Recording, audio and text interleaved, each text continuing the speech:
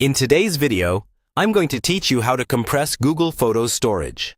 We'll walk through how to reduce the amount of space your photos and videos take up in your Google account without losing access to your memories. This is especially helpful if you're running out of free storage or you want to delay paying for more space. First, open your web browser and go to Google Photos. If you're not already signed in, log in with the Google account whose storage you want to manage.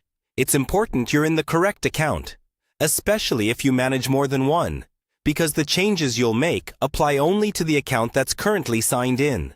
Once Google Photos is open, look toward the top right corner of the page and find your storage indicator. This usually shows how many gigabytes you're using out of your total storage. Click on that storage area or on the Manage Storage option if it appears. This will take you to Google's Storage Management page, where you can see how your space is being used across Google Photos, Google Drive, and Gmail. On this page, scroll until you see options related to photo and video quality.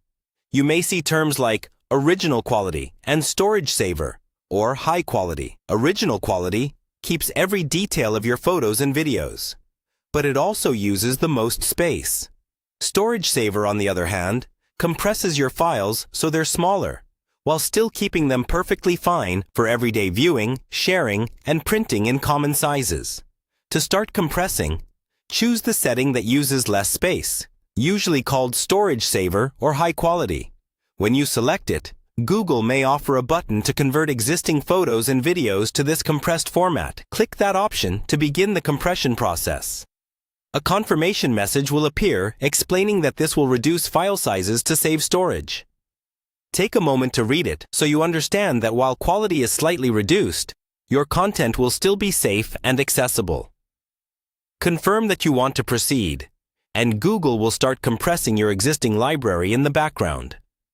This can take a while if you have a lot of photos and videos, so don't worry if you don't see immediate changes.